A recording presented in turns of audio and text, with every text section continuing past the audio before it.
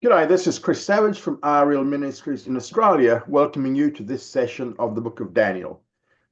This study has been taken from the commentary series on the Book of Daniel by Dr. Arnold Fruchtenbaum of Ariel Ministries. I want to thank you for coming along.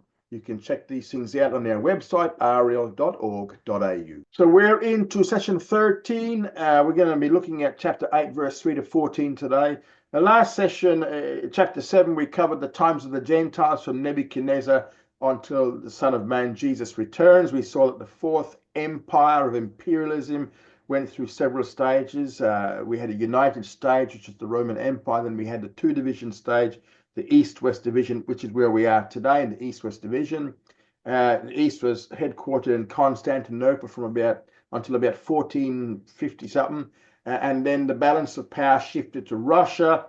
The West went from Rome to France to Germany, and currently the Western balance of power is in the democratic nations of the West.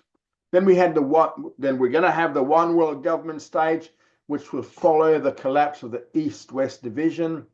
Then there's going to be a 10-division stage comes out of this one world government. This is going to be followed by the Antichrist stage, when the Antichrist, he kills 3 of those 10 world rulers, 3 of the 10 kings, and he then takes over. Final stage is Messiah returns, smashes it all, Messianic kingdom is set up. Chapter 8 looks with further detail now at the second and third kingdoms, Medo-Persia and the Hellenistic, and how they relate to Israel. It's always about how things relate to Israel. Daniel has a vision of the future, and he's focusing upon the ascent of a man called Antiochus IV Epiphanes. He was a Seleucid monarch who persecutes the Jewish people mercilessly. Daniel now deals with the ram and the he-goat of his vision in chapter 8. Here we go. Chapter 8, verses 3 to 4. Then I lifted up mine eyes and saw, and behold, there stood before the river a ram which had 2 horns. And the 2 horns were high, but one was higher than the other. The higher one came up last. I saw the ram pushing westward and northward and southward, and no beast could stand before him, neither was there any that could deliver out of his hand. But he did according to his will and magnified himself. So what we see here is, in verse 3, Daniel tells us that he saw a ram, and then he describes what it is like. This ram, it says there, it stood before the river. This is where he was. So here, it is no accident that Daniel actually sees a vision of a ram representing the Persian Empire. Why? Because the guardian spirit of the Medo-Persian Empire had the form of a ram with 2 pointed horns. Whenever a Persian king stood at the head of his army, he didn't wear a diadem, as kings usually did. He wore a ram's horn on his head. In fact, the zodiac sign for Persia is Aries, which is a sign of the ram. So this ram represents the Medo-Persian Empire. Now, this is not all guesswork either, because in verse 20, we're told specifically that this ram represents the kings of Media and Persia. So that here we have the Medo-Persian Empire, which is being under consideration here. It therefore represents the same thing, the lopsided bear. Remember the lopsided bear we saw back in Daniel chapter 7, verse 5, and the silver breast and the arms of the image in Daniel chapter 2, verse 32. So what we're going to do here now is we're going to build some more on this previous revelation concerning this second Gentile empire, the Medo-Persians. It had 2 horns. Both were high, but one was actually higher than the other. So these 2 horns represent the same thing the 2 arms of Nebuchadnezzar's image represented, the Medes and the Persians. One was higher than the other because the Persians were by far the most prominent group. One horn being higher than the other depicts the same thing as we saw with that lopsided bear in chapter 7. Although one was higher, this higher one came up last. Now, Before Cyrus the Great ever came to power, Media had already been a major power for some time. Now, earlier in the year 612 BC, the Medes had helped the Babylonians to defeat the city of Nineveh in order to bring down the Assyrian Empire. In verse 4, we're told about the actions of this ram. It expanded in 3 directions. I saw the ram pushing westward and northward and southward. So it went westward to Babylon.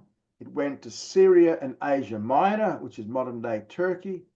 It expanded northward to the Caspian Sea regions of Armenia and Scythia. It also moved southward to Egypt and Ethiopia. So this is the ram we're talking about here. So these 3 directions in which this ram conquered are represented by the 3 ribs which Daniel had seen in the mouth of the lopsided bear. Remember, the lopsided bear had 3 ribs in its mouth. Now, notice here also that he doesn't go eastward at all. There's no eastward conquest with this Medo-Persians. This is also in keeping with the history of Persia. They undertook nothing significant by way of eastward expansion. Now, keep in mind here that Daniel had a prophetic vision. So none of the things that were revealed to him had yet occurred. This is still in the future for Daniel. At the time of his writing, which was in 551 BC, the Babylonian Empire was still the dominant monarchy of the world.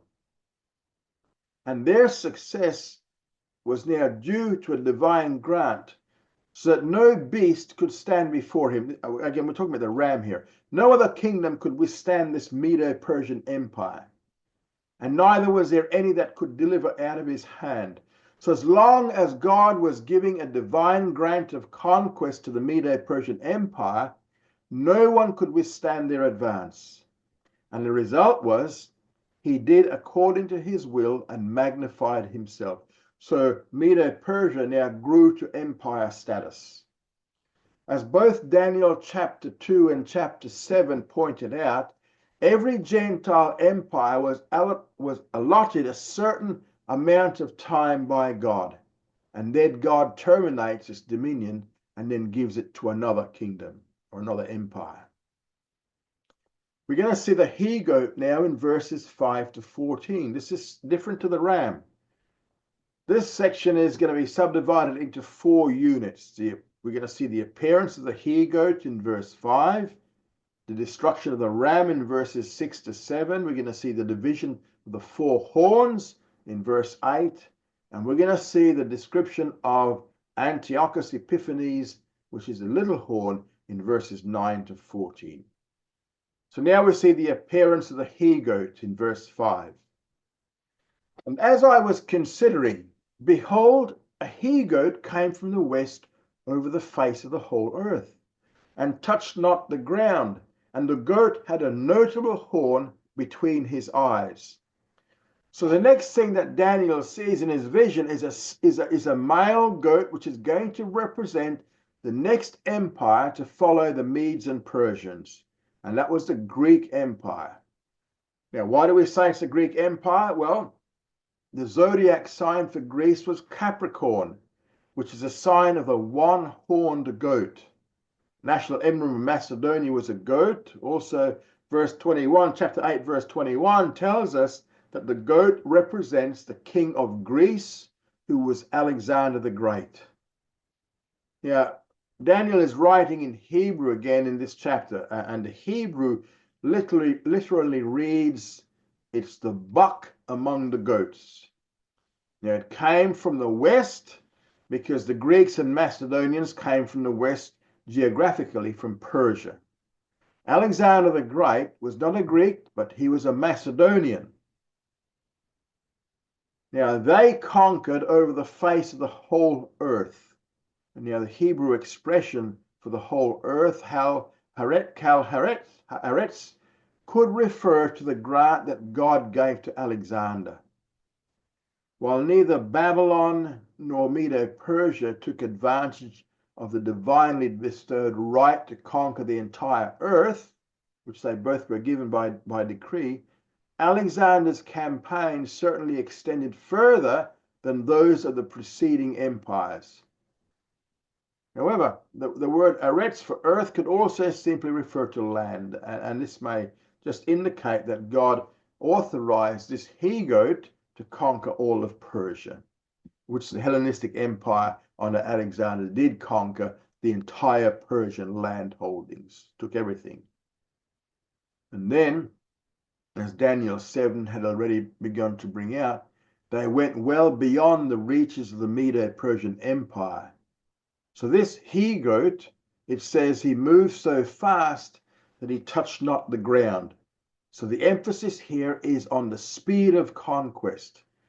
Remember, this Hellenistic Empire, the motif was a leopard, so this obviously answers to the leopard motif of Daniel chapter 2. And he had a notable horn between his eyes, this he-goat. And the emphasis here is on the height of this horn. It is easily seen because it is so prominent. And Daniel then made an insightful observation. He says the goat had a notable horn between his eyes. And the Hebrew term for notable is the noun shazut, meaning vision or conspicuousness. So the literal translation of the phrase notable horn would in this case be the horn of vision. So this horn was very visible because it protruded high and prominently into the air. Now, while the he-goat represents the Hellenistic Empire, the horn represents its first king, as verse 21 shows. Verse 21, the great horn that is between his eyes is the first king.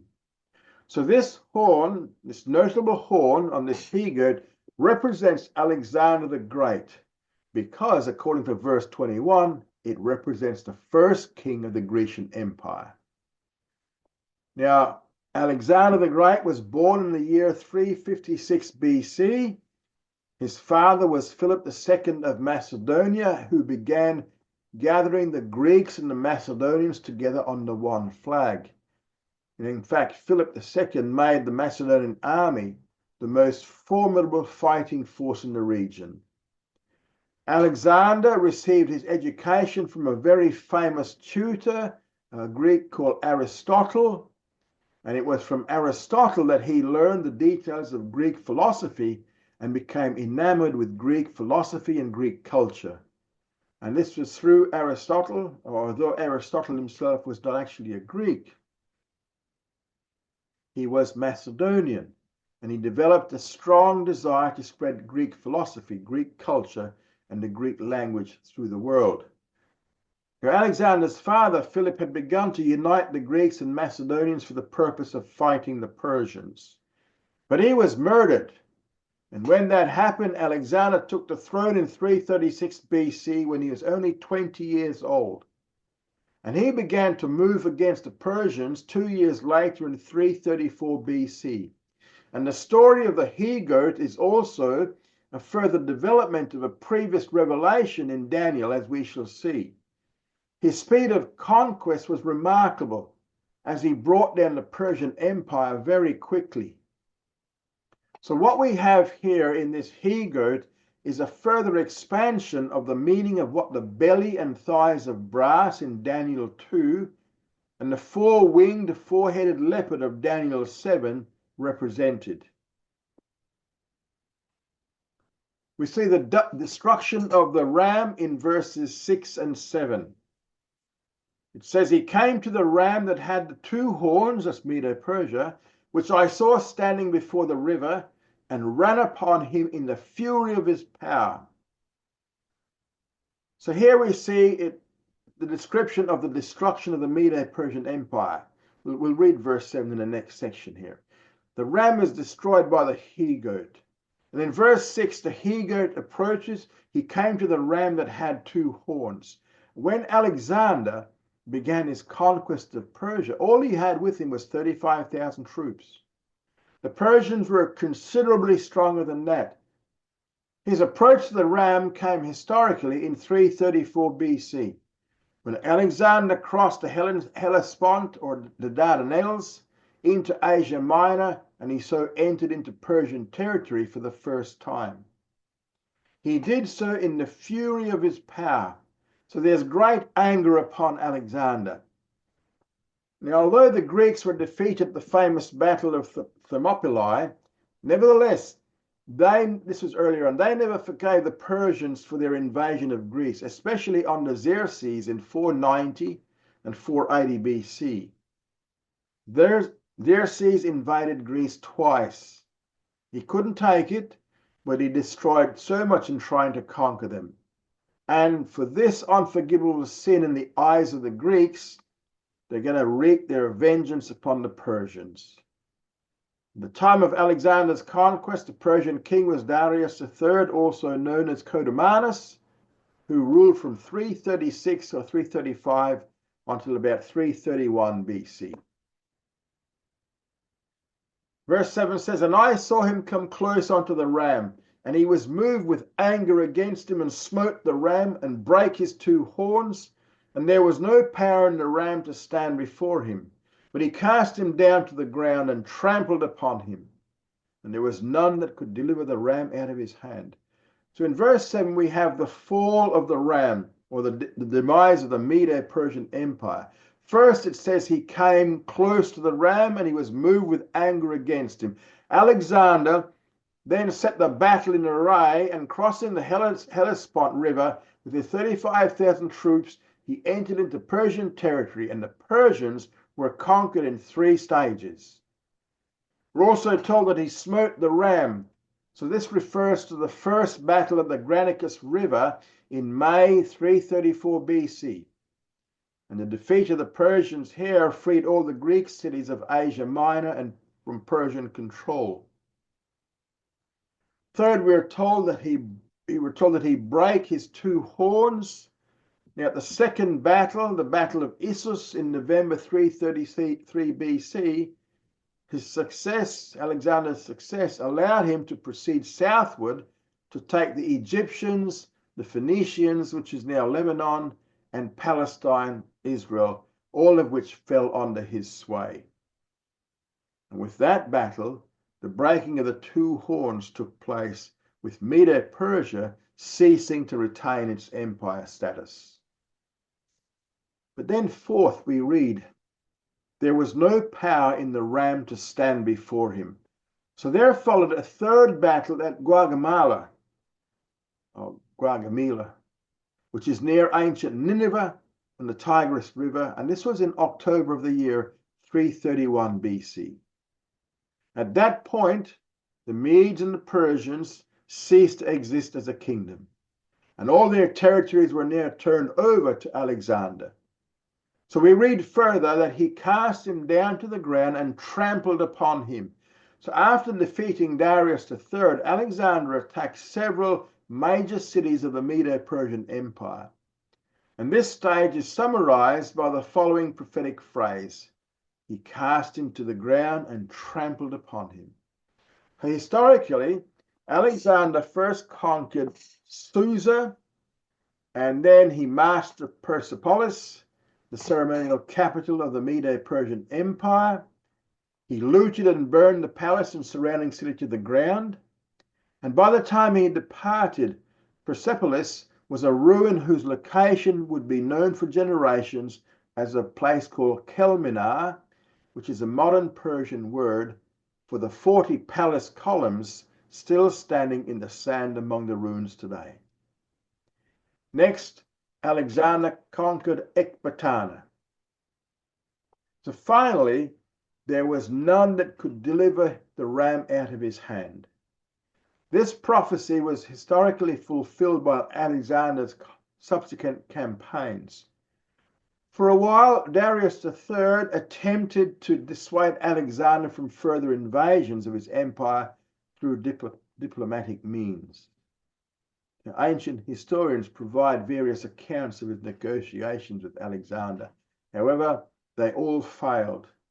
Alexander kept moving east, and eventually he reached the Indus River. And from there, he moved south to the Indian Ocean and then back to Babylon. And when he arrived, the conquest of Medo-Persia was now complete. Now in verse 8, we see the division of the 4 horns. So verse 8 prophetically describes what would happen to the Hellenistic Empire upon Alexander's death. It says here, the he-goat magnified himself exceedingly, and when he was strong, the great horn was broken. And instead of it, there came up 4 notable horns toward the 4 winds of heaven.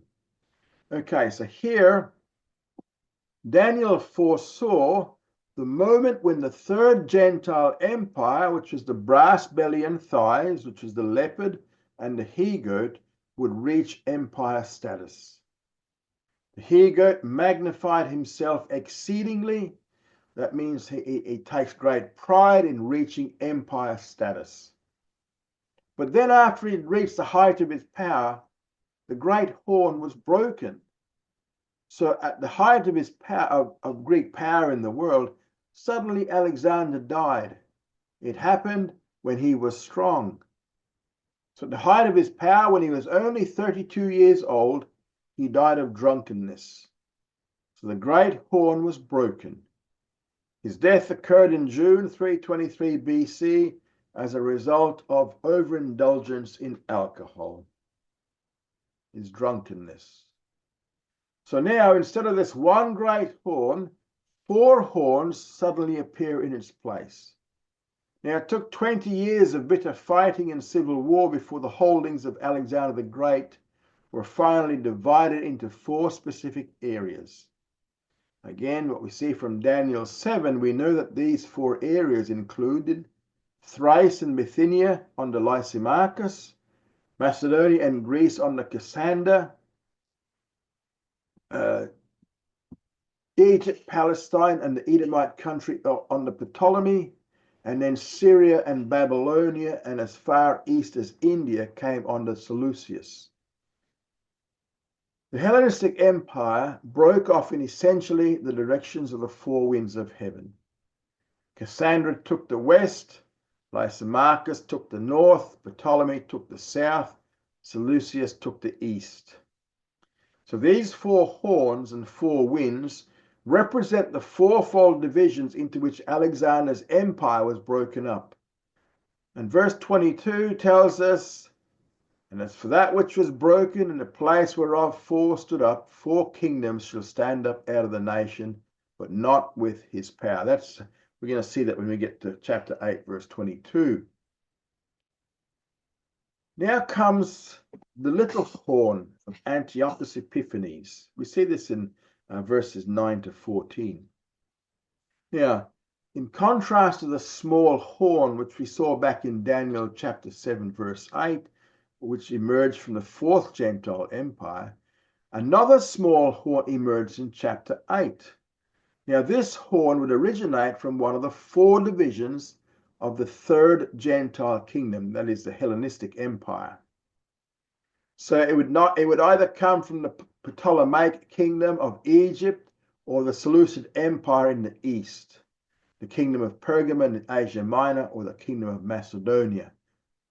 Now, this fact here distinguishes the little horn of chapter 8, verse 9 from the little horn of chapter 7, verse 8. And most Christian scholars agree that the little horn of chapter 7 represents the Antichrist, while the little horn of chapter 8 symbolizes Antiochus IV Epiphanes.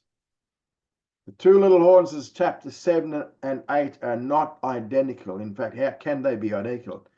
The little horn in chapter 7 springs from the empire of imperialism when it is in existence in its final form, which is the Antichrist stage.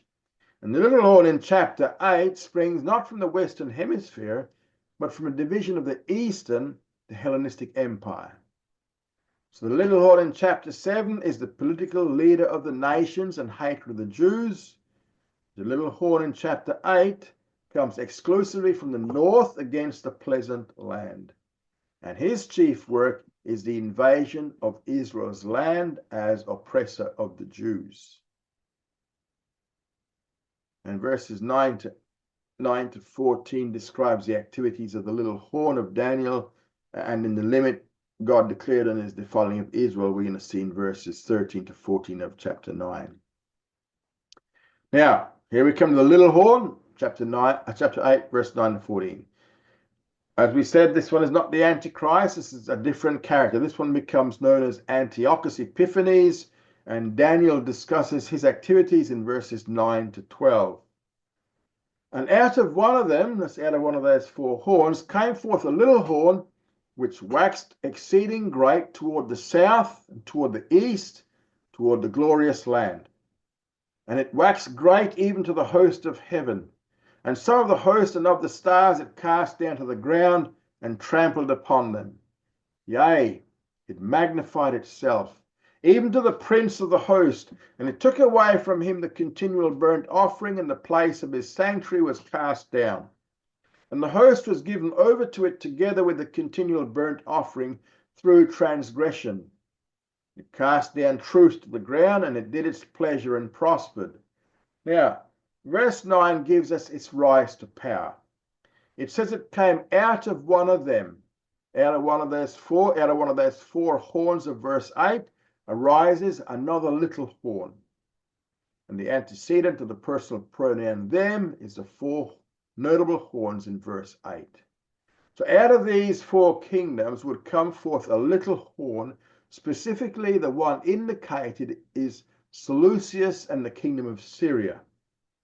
So out of this line, we come eventually to the individual who came to be known as Antiochus Epiphanes, who became king of Syria. Now, it says that he waxed exceedingly great through conquest in three directions. To the south in Egypt, in the east towards Babylonia, Mesopotamia, and Armenia, and then finally into the glorious land as well. So this expression, the glorious land, refers to the land of Israel. And this term is used to describe Israel in Jeremiah 3:19 and Ezekiel 20 verse 6, along with Zechariah 7 verse 14. We're going to find he'll use it two more times in Daniel 11:16 and 41. So Antiochus IV Epiphanes came into Israel and wrought a great amount of havoc there. His chief goal in life was the conquest and takeover of Egypt. But between Egypt and Syria is Israel. So Israel was squeezed right in the center and served as their battleground. So Antiochus IV Epiphanes first took Egypt and then took Jerusalem. Much of what is stated in these verses was also fulfilled between the years of 175 until his death in 164 BC. There are two books written in the intertestamental period from which we gain the facts which fulfill these verses. And these are the books of 1st and 2nd Maccabees, which form part of what we know as the Apocrypha. While these books are not inspired scripture, they actually detail the history of the Maccabees, the Jewish leaders who led a revolt against the Seleucid dynasty between 175 and 134 BC. They also recorded as history the fulfillment of Daniel's prophecies. So this verse finds its fulfillment in the first book of the Maccabees, beginning at chapter 1, verse 20. This is from the Maccabees book. And after that Antiochus had smitten Egypt, he returned again in the 143rd year and went up against Israel and Jerusalem with a great multitude. So in fulfillment of this particular verse, Antiochus came against the glorious land. In Daniel 8:8 to 10, he wars against the Jews. In verse 10, it says that it waxed great even to the host of heaven. The pronoun it refers to the little horn of verse 9. It waxed great. And the Hebrew term here for waxed, gedal, it means to grow up or to become great. Now, according to Rabbinic Judaism, heaven is a symbol for God, and the host of heaven, which we see here, refers to the army of God. Now, Most of the time when it says the host or army of heaven, it refers to the angelic army in the service of God. But at other times, it is used of literal stars. Example, Jeremiah 33:22. Jeremiah 33:22. The people of Israel are also referred to as stars.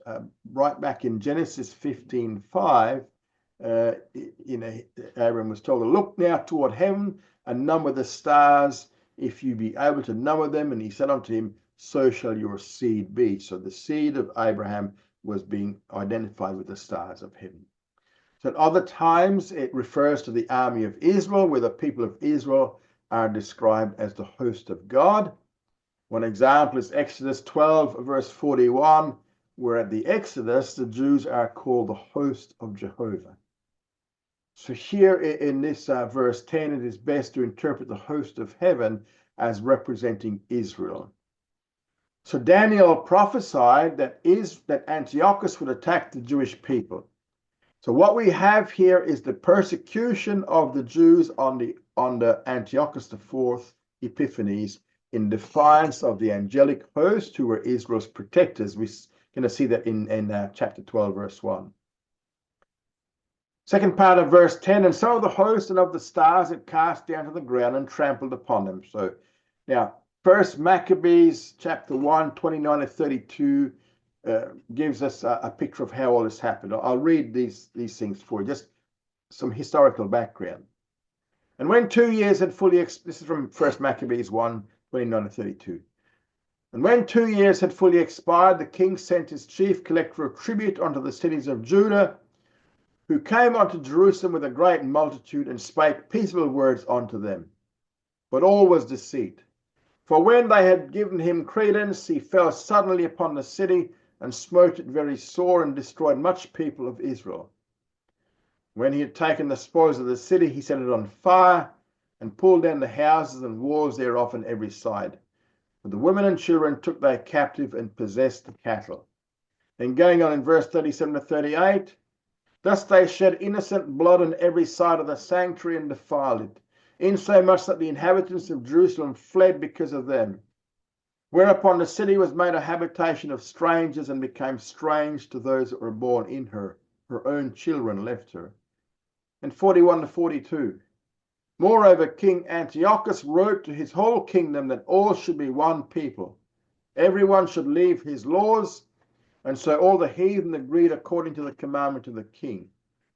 And in 48 to 50, he goes on that they should also leave their children uncircumcised and make their souls abominable with all manner of uncleanness and profanation, to the end that they might forget the law and change all the ordinances. Whosoever would not do according to the commandments of the king should die. And in 60 to 61, at which time, according to the commandment of the king, they put to death certain women that had caused their children to be circumcised, and they hanged the infants about their necks, and rifled their houses, and slew them that circumcised them. And there was great wrath upon Israel. So this is a very graphic picture if you understood what it said. After killing the baby, they tied its body around the mother's neck. And although the Maccabean books are not inspired and were never considered inspired either by the Jews of that day or after, nor by the compilers of the New Testament like Josephus, they contain history and records which fulfill many of these prophecies. So these verses in Daniel 8 and especially verse 10 deal with the persecution of the Jews under Antiochus Epiphanes, and we have a very detailed record of their fulfillment from the Maccabees. Verse 11 goes on, yea, it magnified itself even to the prince of the host, and it took away from him the continual burnt offering, and the place of his sanctuary was cast down. And the host was given over to it together with the continual burnt offering through transgression. And it cast down truth to the ground, and it did its pleasure and prospered.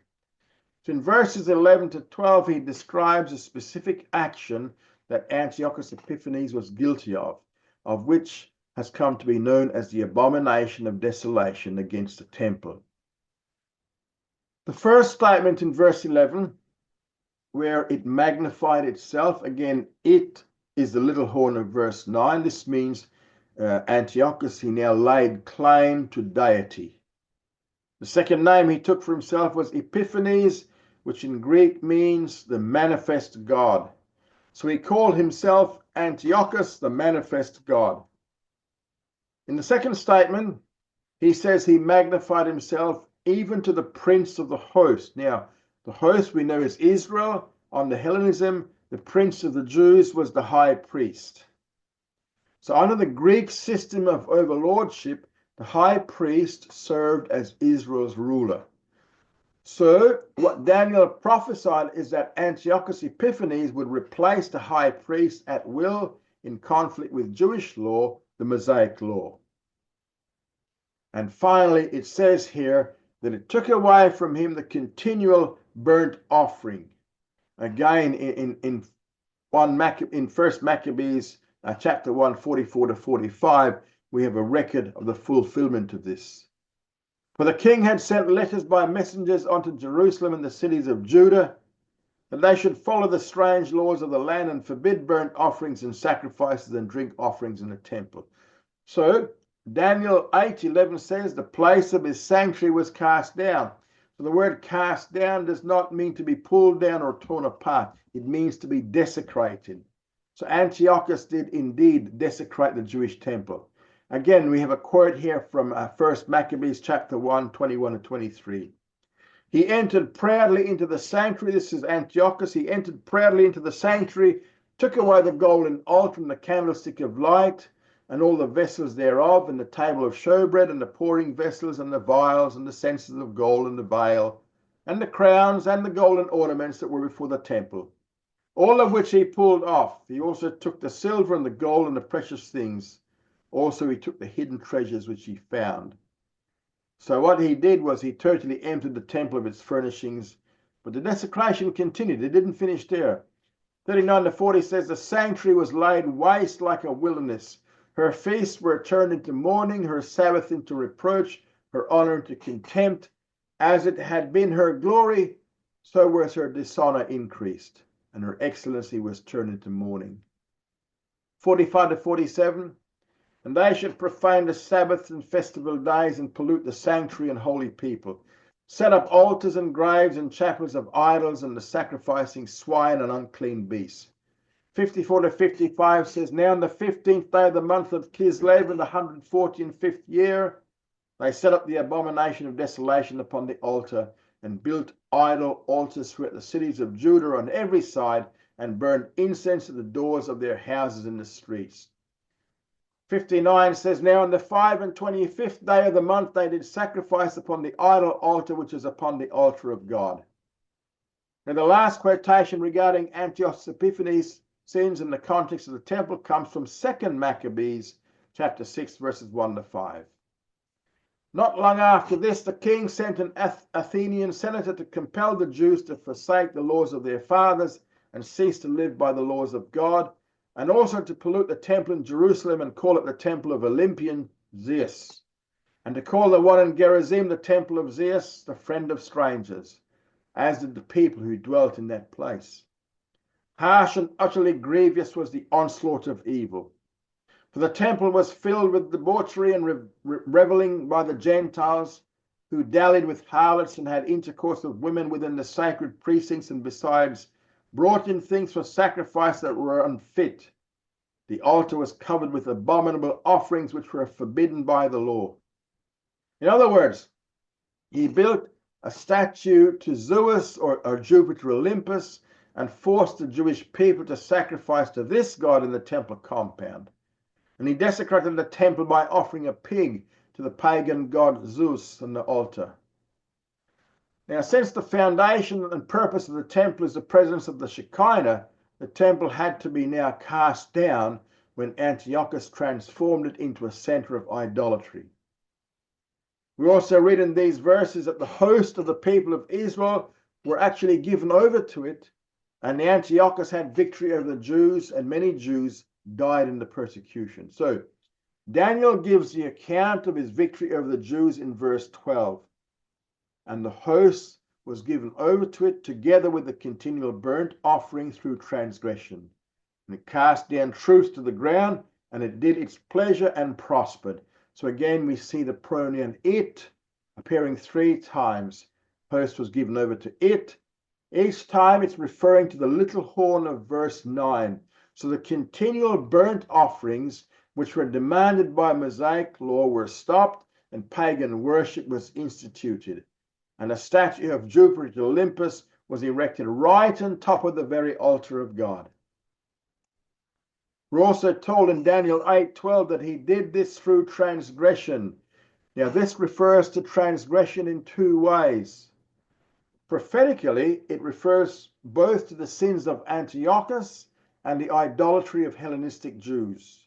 So the Hellenistic Jews, these were Jews who found themselves favorably disposed toward establishing Greek culture and who repudiated the Mosaic law system. Again, 1 Maccabees admits that there was a group of Jews who helped the Greeks against their fellow Jews. 1 Maccabees 1:11-12. In those days there went out of Israel wicked men and persuaded many, saying, "Let us make a covenant with the heathen that are round about us. For since we departed from them, we have had much sorrow." And so this device pleased them well. Verse 43 says, "Many of the Israelites consented to his religion and sacrificed unto idols and profaned the Sabbath." Now, this was one of the rare periods in Jewish history after Babylon that there was idolatry among the Jews. Generally speaking, idolatry ceased being a Jewish problem after the Babylonian captivity. They were cured of idolatry in Babylon. But there were exceptions here and there, and this Antiochus Epiphanes, this period where he was around, was one of these exceptions. Now, many Jews favored what he wanted to do. They sided with him. And Daniel 8:12, the second part, also says, he cast down truth to the ground. Now, your translation may simply read cast down truth, but it should be the truth. It's a definite article, it's the truth, because that is the way it is in the Hebrew text. And this is a reference to the truth, which is the law of Moses. Antiochus tried to cast down the law of Moses to the ground. Once again, in 1 Maccabees 1:56-58, we read, "And when they had rent in pieces the books of the law which they found, they burnt them with fire. And whosoever was found with the book of the law of the testament, and if anyone consented to the law, the king's command was that he should be put to death. Thus did they by their authority unto the Israelites, every month, as many as were found in the cities." So every month they would go and rifle the houses to see if anyone could find the book of the law. If they were found to have the Mosaic law in their possession, they'd be murdered for having it. So this is spelling out a full-scale persecution against the Jews and against God's law. And he did what he could to wipe out all traces of the written law. And in doing this, it says, speaking of this he-goat, it did its pleasure. So Antiochus Epiphanes was willful by nature, and he did according to his own will and prospered. He did succeed in large measure in spreading Hellenism among the Jewish people and turning them away from Mosaic law.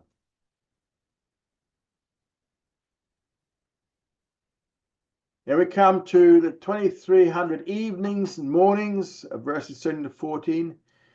"And then I heard a holy one speaking, and another holy one said unto that certain one who spake, How long shall be the vision concerning the continual burnt offering, and the transgression that maketh desolate, to give both the sanctuary and the host to be trodden under foot?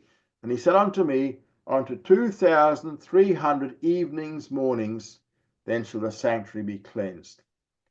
So here we're told how long Antiochus would be allowed to continue against the Jews. So suddenly, in this vision, in verse 13, we have the appearance of 2 holy ones, 2 angels who ask this question. One is doing the speaking, the other asks a question of the first one. Hebrew term for holy one, kadosh, simply means holy or sacred. And in verse 30, we see here it refers to angels. Other passages where kadosh is used of angels, we see in Psalm 89:7 and Job 15:15 and Zechariah 14 verse 5. So the question refers to how long? How long? How long will it be until this vision is fulfilled? Not how long since the Ram of verses 3 to 4 came into existence. Rather, how long will these persecutions of the Jews last, which began in verses 9 to 10? How long, he asked, concerning the continual burnt offering, when Antiochus issues the law forcing a cessation of true worship. And he asks, how long concerning the transgression that makes desolate? This refers to the erection of the image of Zeus or Jupiter in the temple compound. How long is a sanctuary in the host to be trodden underfoot? So it is in the sanctuary that you have the cessation of true worship and the commitment of the abomination of desolation. In the war against the host, the persecution of the Jews. Again, the host here represents Israel. So breaking down verse 13 into all its parts, the question does not merely concern itself with the period of time that the sanctuary is desolated or desecrated. The question concerns how long will the entire persecution and under Antiochus IV Epiphanes be allowed to last? How long will this war against the Jews be allowed to go on, including within it the period of the abomination of desolation? Now he gets the answer in verse 14. On to 2,300 evenings and mornings. Now, some people take this to be referring to the evening and morning sacrifices and make it to mean 2,300 offerings. This would make it 1,150 days in total. However, the Hebrew does not have the conjunction and between evenings and mornings. Instead of evenings and mornings, the Hebrew reads Erev Boker, meaning evening, morning. And this expression refers to two parts of one day. It simply reads 2,300 evenings, mornings. This is similar to expressions which we find right back in Genesis 1, for example, because evening and morning, the creation constituted not the half, but the whole day. So the correct translation here should be 2,300 evenings, mornings. There is no and in between, and it does not refer to two parts of a day, which would make it 1,150 days, but it is a total of 2,300 complete days. That's how long it's going to last. To what period of time in history does this refer? Well, the historical background to these 2,300 days is recorded in the book of 2 Maccabees, chapter 4, 47 to 50. And basically, these verses point out that in the year 175 BC, Onias III, who was a very spiritual man and a righteous high priest, was replaced. Antiochus Epiphanes replaced him with Onias' his brother, who was a wicked man named Jason. And Jason got the priesthood away from Onias by bribing Antiochus. 3 years later, in 172 BC, Jason himself was now replaced by another wicked brother named Menelaus, because he gave Antiochus even more money than Jason did. So Jason was replaced by Menelaus in the same way through bribery. However, Menelaus always viewed his brother Onias as a threat because he was a rightful high priest on the Jewish Mosaic law. He was the correct high priest. So in 171 BC, Menelaus had Onias III murdered. And from then on, what you have ruling are illegitimate priests until the year 164 BC. The abomination of desolation itself, the erection of the statue of Zeus, occurred on the 25th day of the Jewish month of Kislev, which is around December of the Gentile calendar in the year 168 BC. At the end in verse 14, we're told, then shall the sanctuary be cleansed. Here we see the abomination of desolation occurred on Kislev 25 in the year 168 BC. But the cleansing mentioned in verse 14 occurred on Kislev 25 in the year 165 BC. So that marks the end of 2,300 days as Kislev 25, 165 BC, which is equivalent to our calendar date of December 25th, 165 BC. So that would make the starting point September the 9th, 171 BC. That's 2,300 days. Nothing in the books of the Maccabees or any other source has at this point told of any significant event that began specifically on September 9th, 171 BC. But what we do know is that in that very year, the persecutions of the Jews began, as was described in verses 9 to 10. Presumably, they did begin on September the 9th, 171. That specific number of days would then have begun on September 9th and terminated on December 25th, 165 BC, which was when the temple, which had been desecrated by Antiochus Epiphanes, was finally cleansed. And at that time, Kislev 25 and December 25 happened to fall on the same day.